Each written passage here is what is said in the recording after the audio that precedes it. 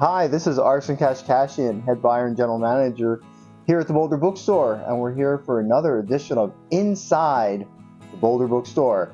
And I'm really pleased today to have Katie. Katie is our staff manager who is leaving us for law school. Why would you leave the Boulder Bookstore to go to law school? I've been here for 3 years, so it feels like a good time to kind of move into finding a career and moving on, but it's been a very nice 3 years and I've enjoyed it a lot. So. Is there anything you can take from your experience here at the store into law school? Like, do you feel like you've gotten any skills from being here? Oh, definitely. I think, one of the big things that I've learned here is kind of stepping into my leadership skills and learning how to be a leader and how to be an effective leader. And then also, I think I've learned a lot of interpersonal skills, learning how to work with people from various walks of life. We do have booksellers here who are, older and younger and kind of everywhere in between. So it's been kind of an enlightening experience moving away from, undergrad and school before that, working only with people your own age. Working here has been more of a mix of ages and people of different races and backgrounds, and it's been really great kind of getting to know people here. Well, I think you've done a great job, well, in many ways, but I think you've done a great job in your hiring and getting us a more diversified staff in the ages. We've got some older and some younger people now. I feel like that spread of ages is great. A lot of times the staff is just people in their 20s, and of course our beloved Warren is always here. But we've got more people who are closer to my age, really, and also trying to get people of different ethnicities and races, which is not really easy in Boulder. Can you tell us about how you went about that and what your philosophy was a little bit? Yeah, I mean, like you said, it's definitely difficult in Boulder to find a variety of races and ethnicities because there are a lot of white people in Boulder. But kind of coming into the role, one of my big things was I did want to see a little bit more diversity in the store. As a person of color, I love the bookstore and I did want to see it be more of a diverse place and have more diverse voices, and I think that way we get more of a diversity in recommendations as well in what people are reading and doing in their personal lives. So I did, as I was hiring, I was kind of keeping an eye out for kind of diversity across the board there, and kind of also trying to balance out different genders and non-binary people and all of those kinds of various things that I think it's very easy to just take the pool of applicants and kind of pick from them just the obvious ones, which in our case we get a lot of white women who apply to the bookstore, and it's very easy to just be like, oh, these are just obviously the best applicants. But I think I also kind of wanted to see more diversity and see kind of different voices in the store. So I did try and focus on bringing in different people who maybe I wouldn't necessarily have brought in for an interview into interviews and to kind of meet different people. Mm-hmm. Well, I think you really see it in the recommended section right now. There are all sorts of different recommended, lots of own voices books. I think it's really been a great thing for the store. So you, besides hiring, you were doing the training and the scheduling. Those are kind of the three big pillars of what you were doing. Yes. What was your favorite thing to do, and what was kind of the most challenging thing to do of those three? I think my favorite was scheduling, and it is challenging, but I did really enjoy kind of fitting pieces together, and that actually also helped me a lot with my, the law school test, the LSAT, because a lot of the parts of the LSAT there is a puzzle part, which a lot of that were like the skills that I learned in scheduling and kind of moving people around, figuring out their preferred schedules and their different days off that they had, and kind of making everything work. So I think that was very helpful to me, and also I really enjoyed just sitting here on a Sunday and in the back office, just kind of moving people around, trying to find the best schedule for everybody. I think for me, one of the hiring was the challenging part. You interview all these people and you meet all these people and you hear all of their life stories, and you want to hire everybody, but having to choose, this person is going to be the most successful here, or this person is going to fit in the best with the current staff that we have and the culture that we're trying to create here.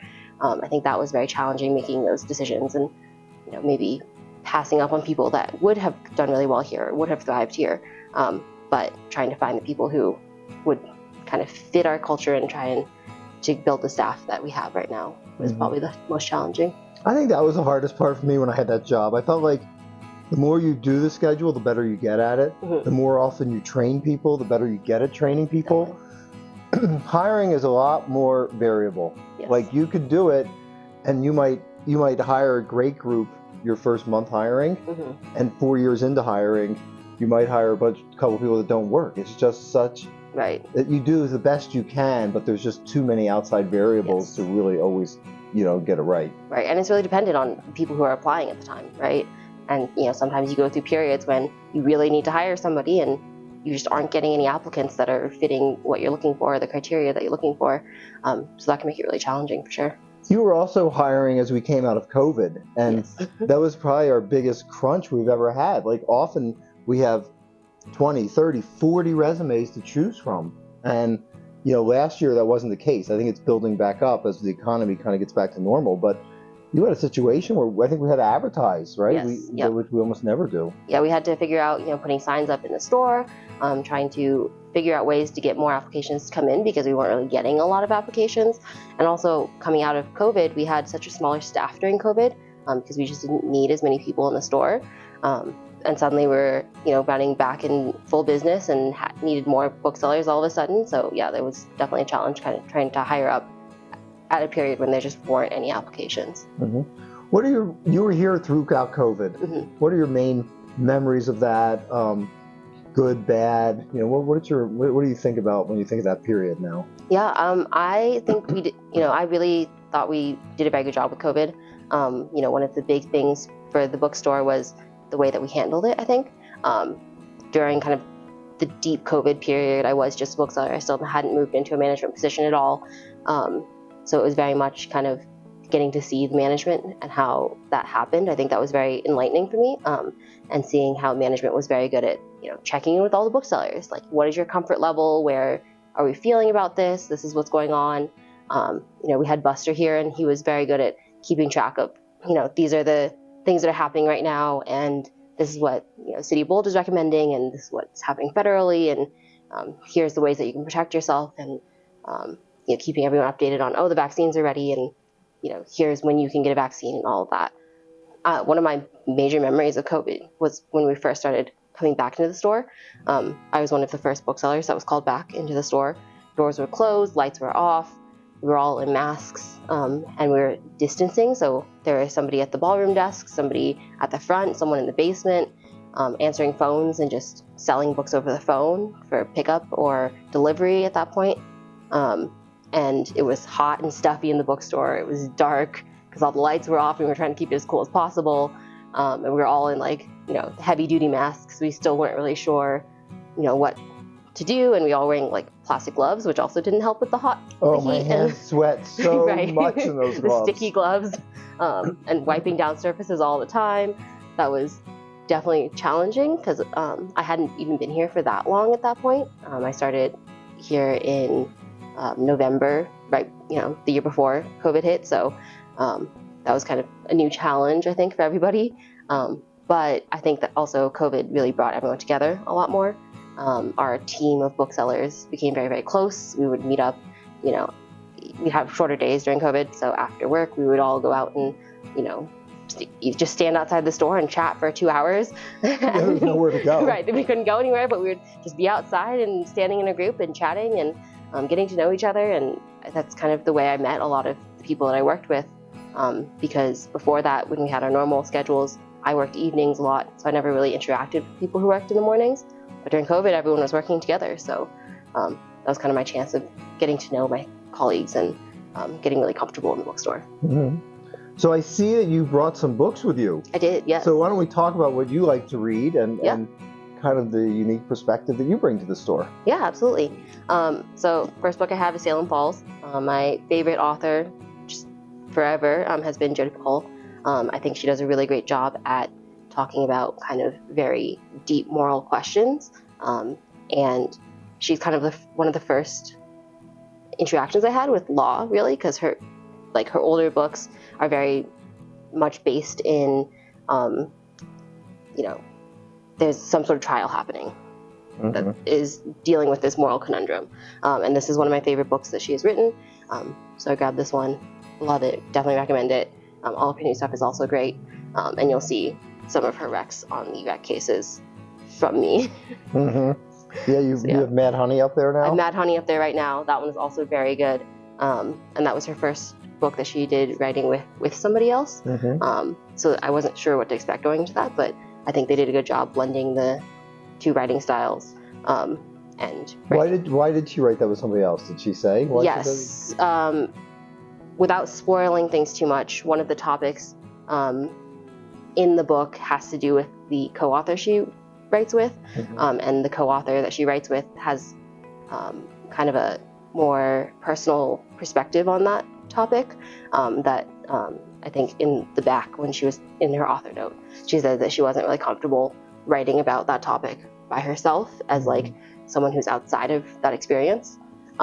So she chose a co-author that could write about that experience with a more personal lens and even like a more academic lens, because I know that author has dealt with a lot of kind of panels and situations centering that experience. I wonder if we'll see more of that as authors, as we're getting much more sensitive to the idea of, who has the credibility, who has the ability to write about certain things. And authors are always going to want to write about certain things outside of their experience, but maybe when they realize, I just don't have what I need to really write about this in a credible way, rather than just pushing forward or maybe deciding to do some research to do something like Jody did for that book. Yeah, and I think it's a really great thing to do, and it is a good chance to bring new voices into a conversation where, like, Jodi Cole has a huge following of people who read all of her books like I do. And I think, bringing in her co-author kind of, it's a new author for me, and I've never read any of, that person's works. And I think it's a good way to bring new voices into everyone's kind of like on their radar, and they can start reading from different voices and about different, perspectives. So I thought that was a really good choice on her part. All right, what else you got? I also have Himawari House, which is a graphic novel. It is about a girl who is Japanese American. She immigrated to the U.S. as a child and is now kind of between high school and college and going back to Japan to kind of learn about her heritage, learn more Japanese. And it kind of talks about the struggles that she and her friends who live at this house, Himawari House, go through in studying Japanese and being in a foreign country and living in a foreign country. And her friends are from Singapore and Korea. And one of the things I really loved about this is that it's written in a bilingual manner. So there's English throughout, but there are lots of pieces that are written in Japanese and Korean. And then there's like subtitles in English, for people who don't speak either of those languages. But as somebody who studied both of those languages, I thought it was a really good job of blending the different languages and the different cultures and talking about a lot of the, struggles that you face living in a foreign country, especially if you are, for example, I am Chinese and I've spent time in Japan and Korea. And so I look Asian, but I don't speak necessarily either of those languages fluently, and I don't have that cultural heritage. And so there's some different challenges that I face going to those countries that, my white friends don't face. And I think those are addressed really well here. Everybody knows I don't speak those languages, right? So. Yes. Yeah, so I thought the author did a really good job addressing those challenges, and the artwork is very beautiful. It's by the author or the artist who did the They Call Us Enemies for George Takei's graphic novel. She did all the artwork in that. So why don't you show us the spread real quick? So it's very nicely illustrated. Different pieces, lots of different chapters, and it kind of follows the three different girls and their journeys. Well, graphic novels seem to have really been taking off. I mean, they were taking off before the pandemic, but I feel like that's one of the things that grew quite a bit during the pandemic. Yes. Probably along with romance and horror, which have their own reasons, but I think that's interesting. And there's all sorts of different things being done in graphic novels now. Yeah, and I think, it's great having, for like a lot of kids who don't love to read, I know, a lot of them will pick up graphic novels. And I think that's kind of a great way for kids to get into reading and learn how to love reading. I wish we had had more of these when I was growing up. I would have loved reading more of these. So I'm glad that we get to see more of them on the shelves and kind of for all ages now. Mm-hmm. All right, and you got one last book, Yes. and this is an author that I've read some of, but I'd be interested to hear what you have to say here. Yes, so I will admit I picked this up because of the cover. It's a beautiful cover, and I was very drawn to it. It is not the kind of book that I typically read. I don't usually read a lot of historical fiction, and this is definitely historical fiction. But I did want to read it because it's very beautiful, and I am making an effort to read more Asian voices specifically. Mm-hmm. This is a very depressing book, I will say. There's not a lot of happy in it, but it's very beautifully written. The author's writing is very lyrical in the way that I think a lot of Chinese kind of ends up being, just because there's so much that you get in Chinese with the different characters that you don't necessarily get in English. So you have to make more of an effort in English to write that way, but she does a very good job with that. It focuses on the Exclusion Act period in America, and a girl from China who is trafficked into the U.S. And kind of follows her journey in the U.S. and her experiences that she has during this Exclusion Act period and the racism that she faces. So it's like late 1800s, early 1900s? Yep, late 1800s. And it starts before the Exclusion Act happens. So you kind of see the trafficking and, see her in Chinatown, which back then was a very dangerous place and not a very nice place to be. Not the tourist mecca that is now. Right, not that. It was not very fun there. There's a lot of prostitution, and she was forced into prostitution.